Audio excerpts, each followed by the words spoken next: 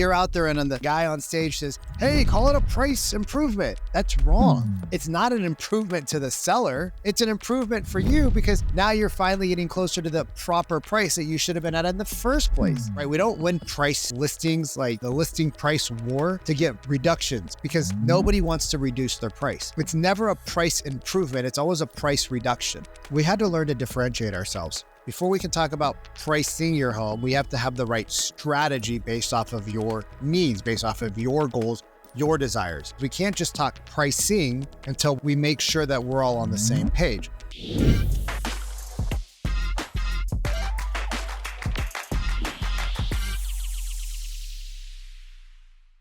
Yo, what's up? Vikram Deol here, Real Estate Sales Academy, Trust Report, Influence Sales Method. If you don't know me, then you probably don't know that we did $150 million in expired listings. And the reason I had to go after expired listings was because I didn't have a sphere of influence. In Seattle, Bellevue, I didn't know anybody. And so I wanted to get listings after I realized that there's this thing called expireds. And I'm like, what's that? They're like, oh, it's people who tried to sell but couldn't. And I'm like, wait, they want to sell?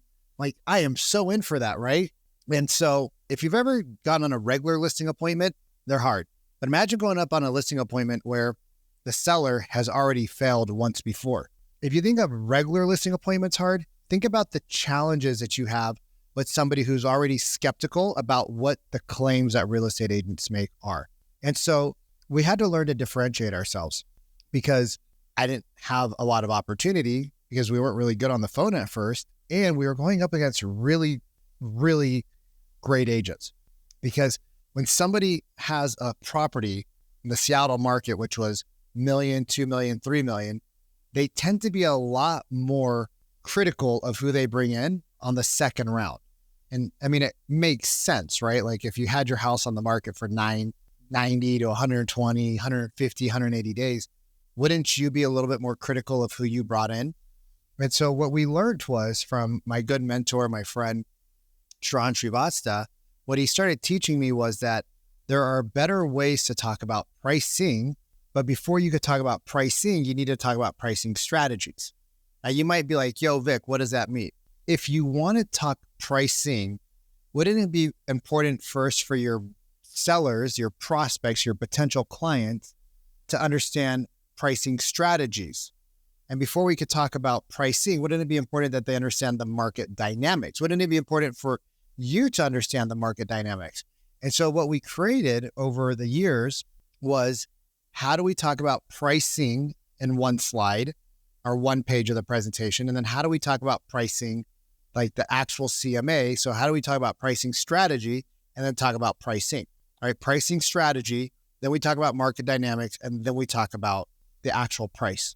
Now, the reason why we do it like this is, and I'll show you, I'm actually going to show you like our inner private clients. I'm going to show you the script that we built. It's word for word exactly what to say. I'm going to give you exactly how to position the property, word for word. All right, I'm going to even show it to you because if you have this, you're going to do so much better. Okay, so when we talk about pricing, all right, we're going to first talk about pricing strategy.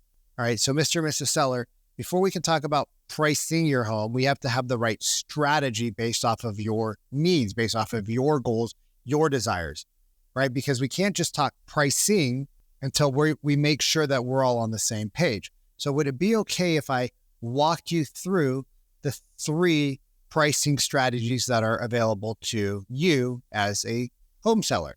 Sure. And then you're going to have this word right here. You say something like, it's my job to protect your equity and to maximize your net proceeds, right? Do you watch the hands? It's my job to protect your equity and to maximize your net proceeds. And that's why pricing is about positioning and the list price is just the invitation, okay? So everything we do is based on strategy, and this is a leading indicator. It's the only thing that we can actually control. So what we're saying is that we don't have control or influence over the market, but we do have control and influence over the price. And it's not something that you just want to put out there. When we assign a list price, right, we assign it for a plethora of reasons. Many of those are based on the goals of you, the client, and the market dynamics and your timeline. So broadly speaking, like I said, there's 3 listing strategies, and each of them drive a different buyer psychology, okay? Now they're going to be like, wait, what? My other agent didn't talk about that. So you go the 3 pricing strategies. The first is aspirational. The second is perceived market value. And then the third pricing strategy, right? And then the third pricing strategy, right? You're going to double tap on your presentation. And the third pricing strategy, that's the one you want them to hopefully take, is event-based pricing. So aspirational pricing is like, it's the traditional model. You list high, right? We're going to look at the comparables. We're going to look at whatever the properties are on the market, but we list high and we leave room for negotiation. Or some people do this, like if you're in a special neighborhood, you have a special lot, celebrity homes, property rights, right? Water rights, view rights, something of that nature. Now, in your situation, are you guys looking, right? The aspirational pricing is also the people who are looking to test the market. So in our situation here with what you guys are in, are you guys looking to like test the market, or does your property have any special features that I might not be aware of? Most people are going to say no. Okay, and are we looking to test the market, or did we need to actually get the home sold so that you could be closer to the right school district for your daughter so she can be in the right school program and to get your son into the sports program? No, we definitely need to sell. Okay, we're not testing the market. We definitely need to move. Okay, that's all you say. Perceived market value. This is when we price in line with the relevant comparables, like the properties that are currently under contract. That's what we call perceived market value. And it's my job to find out as much information as I can. But there's really no such thing as fair market value, because fair market value is only established when a buyer and a seller come together and they put the house what we call under contract. Does that resonate? Is that right? They're going to go, oh yeah. Because we always say market value, right? The average agent will say, well, the market value based off of everything else. Well, no, market value is when a buyer and a seller come together, sign the contract. That's when you have market value. Until then, everything's a perception. Everything's just looking at past data, right? My dad just bought a new car. List price was, let's call it $50,000. And he found a car that had basically everything he wanted, actually a couple more features that he didn't really care about. And that car had 4,000 miles on it. Same year, same model, everything the same. It just had 4,000 miles on it. The guy decided he wanted to get a different car. So my dad, all of a sudden, now that he had leverage, the perceived market value of the brand new car came what? Up or down? Well, it came down because the other car that was used, right, 9 months of ownership, all of a sudden changed the perception. So the first car, let's call it 60,000, now wasn't as valuable because my dad's like, well, I can get this other car for 35, 40,000. So why would I pay 60? So then the dealer said, well, I can do some stuff, blah, blah, blah.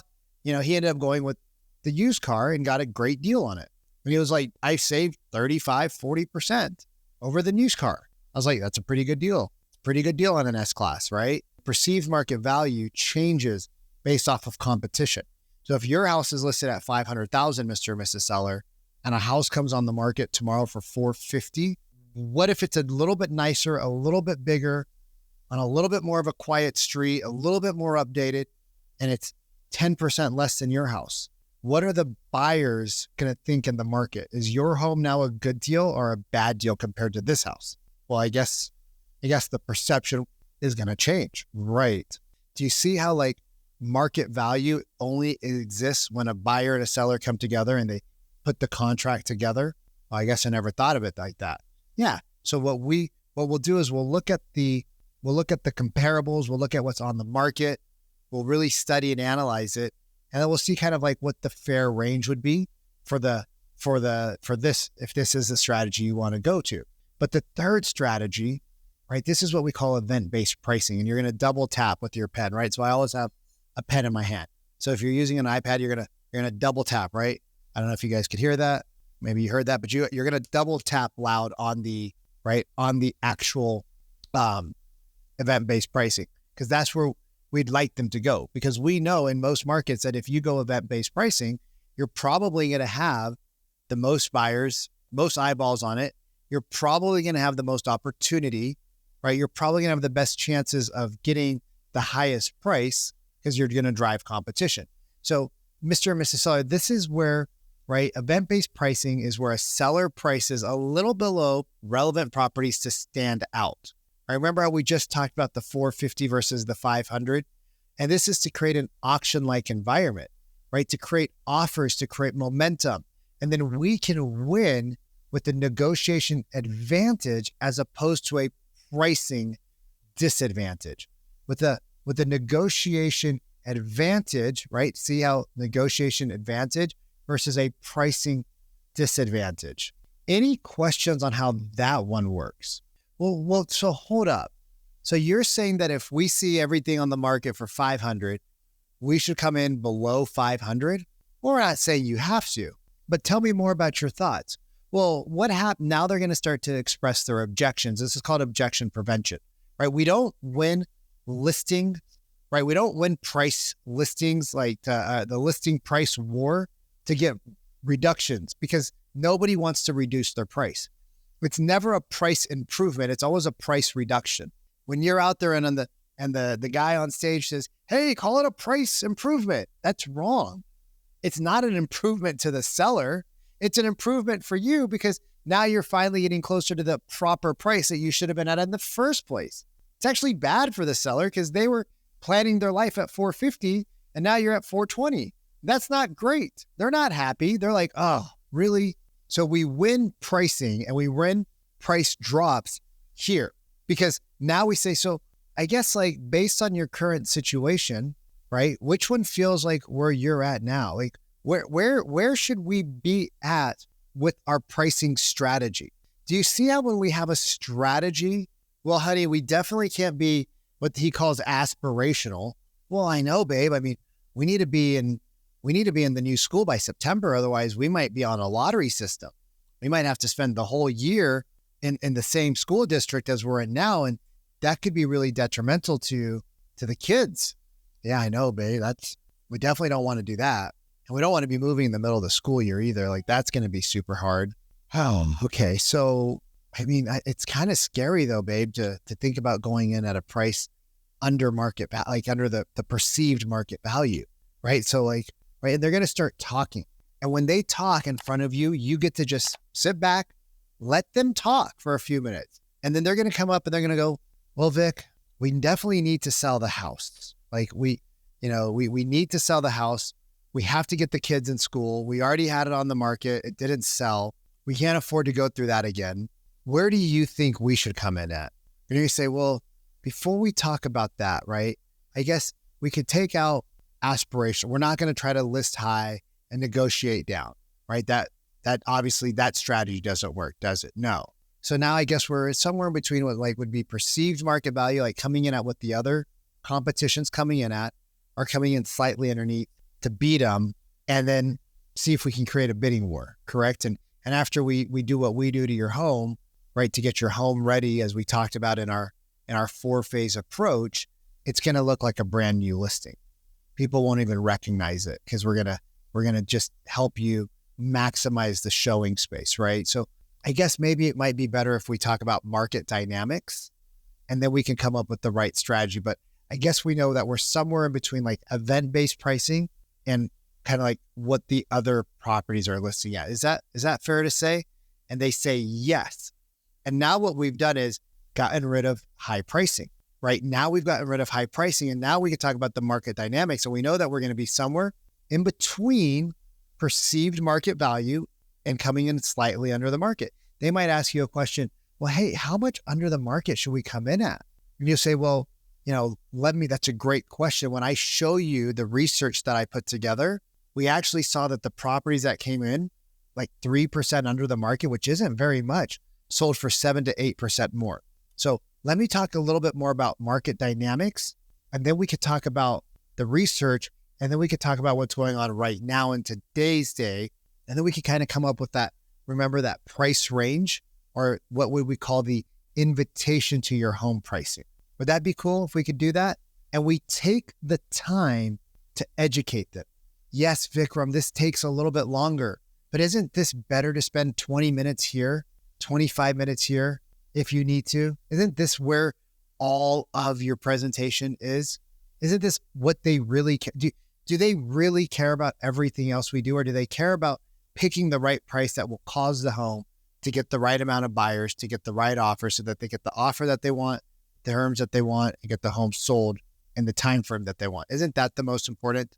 So if you enjoyed this training and you're like, oh my God, I wish I had the whole playbook, right? I wish I had the listing presentation, the buyer presentation. I wish I had the individual models where I go way deeper on the training that you can watch and learn and memorize and then put into your own words, right? And you're like, the stuff I'm using from my broker or my team leader just isn't getting me the results I want. And you're like, there's got to be a better way. This is the better way. And this is all inside of our coaching and training programs, right? Where sometimes we meet up to 4 to 6, 7, 8 weeks with our top clients that really want to grow fast. And then we have our clients that are like, hey, we just want to be able to log in whenever we want. We have our online training where you could just log in, listen to the videos in an app, print up the frameworks, and utilize them that way, right? So if you want more information, right, just comment sales below wherever you're watching this. Comment sales below, and either me or somebody on my team will reach out to you. If you want to get a hold of me quicker, you can go to Instagram, Coach Vikram Diol. Just add me so that I make sure that I actually get your message, right? So you have to add me and then send me a message. Hey, Vic, I love the training. I want more information. We'll get you all the information you need. And then you can also join us inside of the Real Estate Sales Dojo on Facebook. So it's the Real Estate Sales Dojo. And there we go live 2 to 3 times a week. And we go deeper into like listings and buyers and objections, right? The things that are causing you to lose opportunities to the top agents. All right. Have a great day. We'll see you soon.